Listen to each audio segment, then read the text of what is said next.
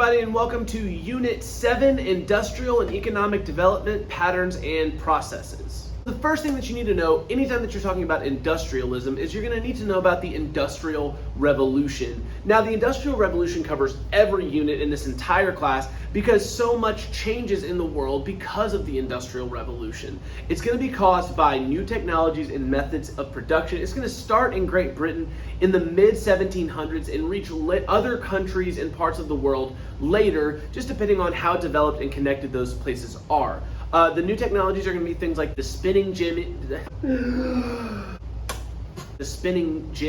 the steam engine, the locomotive, the trains, telegraph, the ability to communicate more openly around the world. That's going to be a big time-space compression thing. It's going to reduce distance decay. And then the modern day concept of a factory with workers and machinery that are mass producing goods like this computer right here, that is because of the Industrial Revolution. So what you're also going to see because of the Industrial Revolution is a major population change. The population of the earth is going to shoot up because now you've got better medical equipment, you've got better healthcare, you've got better technology. People aren't having to work quite as hard or dig into the earth quite as much. And now people are going to start living longer and they're going to have more kids. Also, it's going to be economic. More people are going to earn wealth because of the Industrial Revolution. They're able to work higher paying jobs. Also, societies are going to start switching from like monarchies with a king and stuff like that to more democracy around the time of the Industrial Revolution. Also, this is going to be the emergence of the middle class. You don't have one person up at the top and then 6,000 down at the bottom. Now you've got a middle class because of the jobs and things like that. Women and children take on roles outside of the home and start earning money for themselves. So this is where we got into like primary, secondary, tertiary, quaternary, and quinary. Remember that primary is going to be like the farmer who grows fruits. They are working with the resources as they are in the earth. Secondary, that is going to be the factory workers who cleans and packages the fruits, right? Secondary is going to be processing raw materials into finished products. Then you've got tertiary. The tertiary is going to be the waiter who serves fruits to customers, and that's going to be the service industry. Quaternary is going to be the scientist who research and develops more efficient methods of growing and harvesting fruits. So quaternary is research, education, information technology, and then quinary is the politician who advocates for school lunches to serve more fruits to students. Basically, the quinary is going to be the person who's making decisions for people in major, big societal ways, and their decisions have a major impact on people. Remember that a break of bulk point is a place where a transfer between different types of transportation is possible, like an airport, a sea yard, a train yard. Remember, we talked a lot about shipping containers in this time. Wherever you drop your container off or wherever you drop your bulk off and somebody else comes to pick it up, that is a break of bulk point. Now, this leads us into bulk gaining industries and bulk losing industries, and this has been a very confusing thing in class, so make sure you pay attention. So a bulk gaining industry, product gains volume or weight during production. And manufacturing is going to be located near the market for cheaper long-range transport. Remember, this is like Coca-Cola and Pepsi adding their water and their liquid to cans after they've gotten to the factory, so that it's a shorter trip to wherever they're going to market because they're trying to save money on transportation and labor. And then there's the bulk losing industries. The product loses volume or weight during production. It's manufactured. The manufacturing is located near the resource for cheaper long-range transport. So I'm going to have my manufacturing close to the mine where I'm getting my stuff. That way, whenever I'm driving with it or transporting it for long periods of time, it's going to be lighter. So it kind of goes into Weber's least cost theory, and that is basically trying to place your stuff in areas where you're going to pay the least for transportation and labor. And by doing that, you can do what we call agglomeration, which is essentially where you put businesses close together in order to get the benefit of having them close together, and you don't have to drive as far. Next, we're going to talk about measures of development. GDP is the gross domestic product. It's the total dollar value of the total output of goods and services produced in a year by your country. GNP includes GDP plus the net income from foreign investments, so it's not just your country.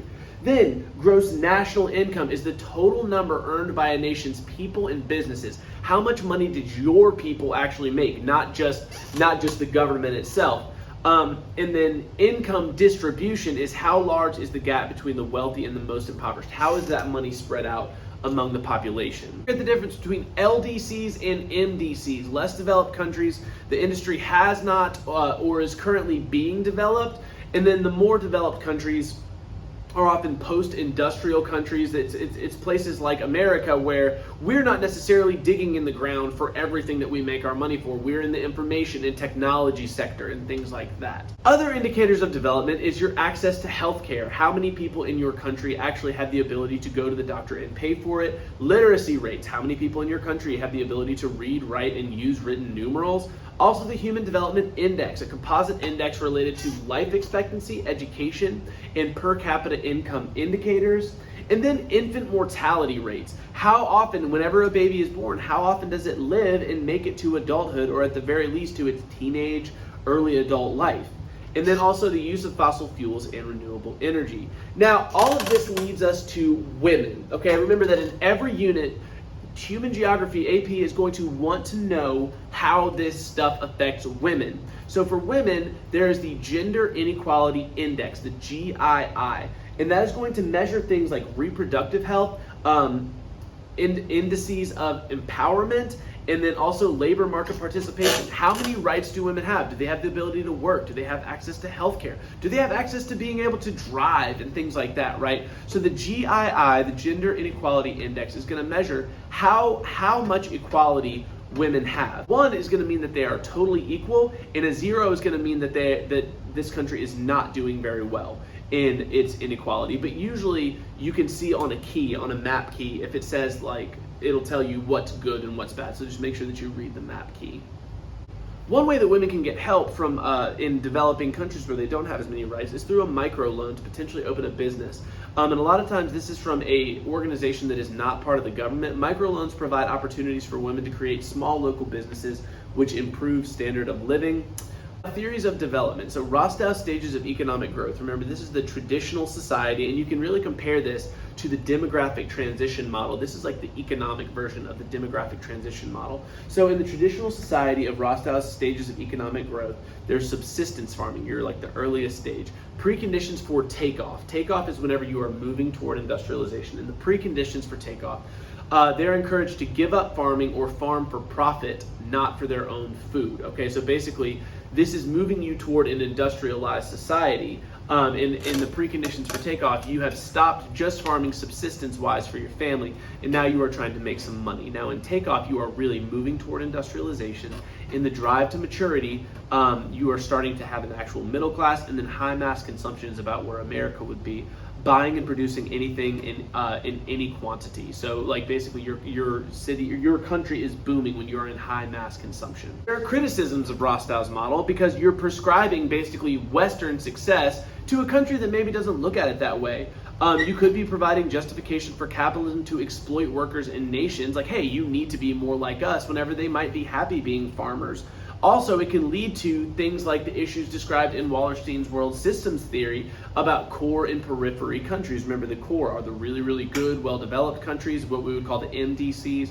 And then the periphery are the countries that are not doing as well. We would call them LDCs, or the developing countries. Semi-periphery would be what we used to call like second world countries before the Cold War.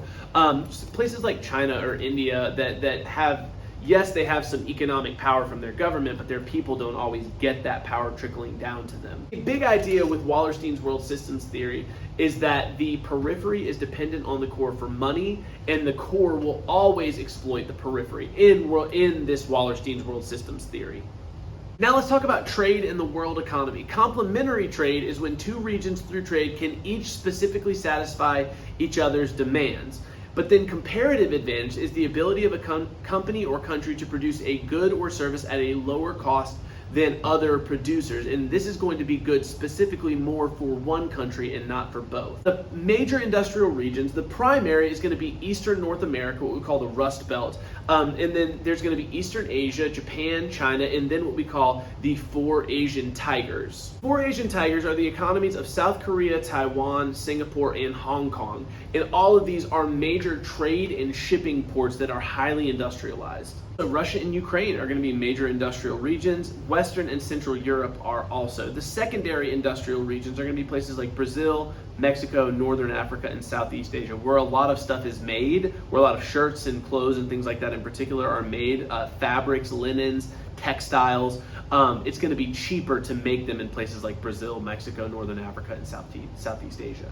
And free trade agreements. A free trade agreement is a multinational agreement according to the international law to form a free trade area between cooperating states like the European Union, the World Trade Organization, Mercosur, which includes Argentina, Brazil, Paraguay, and Uruguay, all South American countries, or OPEC, the Organization of Petroleum Exporting Countries. The basic idea with free trade agreements is to lower tariffs or taxes between the countries. All of this leads to international dependency on each other, right? And so a lot of the world now, the big idea here with the industry is that the world is interdependent on each other. Like people, these countries need each other in order to coexist. There are even international lending agencies like the International Monetary Fund, and you can get microloans from a lot of different international agencies.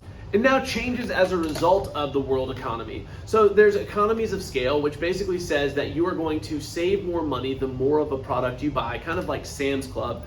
If you buy 100 of a product, you're only going to pay $1 a unit. But if you buy 20 of a product, you're going to be paying $5 a unit. That's just economies of scale. It's a proportionate savings in cost gained by an increased level of production. And then different economic zones. So there's a special economic zone, places where business and trade are different from the rest of the country, basically meaning like there are different rules in this one place where we're doing trade. A free trade zone is an example of that, typically located in developing countries due to outsourcing.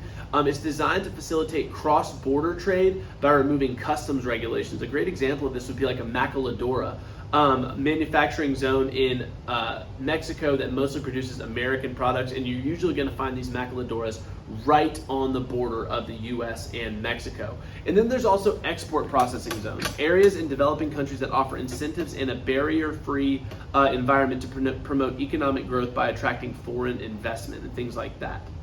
Economic zones in the U.S. are like the Rust Belt, which is recent, not recently, but in the 70s and 80s has started to decline.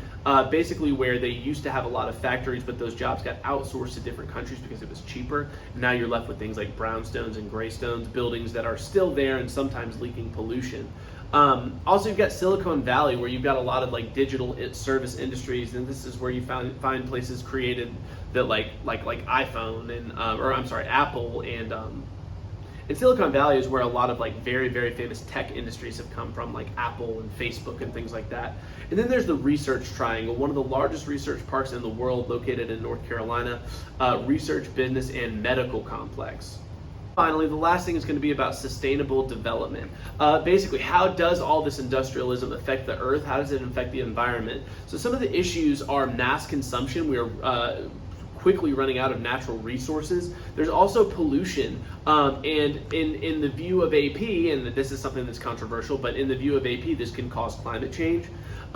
So there's also impacts on human health and well-being because of the pollution and things like that. There's also impacts on social and economic equity. A lot of times industrialization can lead to exploitation of LDCs, less developed countries, minorities, and women. And then there's some strategies to solve these problems, like ecotourism. Try to reduce your environmental footprint when you travel. There's also there's an increase in industry effectiveness. These machines are getting better. You're also promoting sustainable methods of consumption, like reduce, reuse, recycle. And then there's education and training on how to treat the earth better as you develop. And remember, we are moving into a more post-industrial world that could be, I guess you could say, a little more green, where people are not necessarily always digging into the earth for things, but the ideas sector, technology, 5G, Wi-Fi, things like that. And then finally, remember the UN Sustainable Development Goals, what they are trying to do by the year 2100. I won't name them all here, but remember, in general, it focuses on things like poverty, gender equality, women's health, and sustainable growth. So that's it for Unit 7. I know that was a lot, and it's a lot to pack into a video. If you have any questions, please let me know. 1, 2, 3, 4.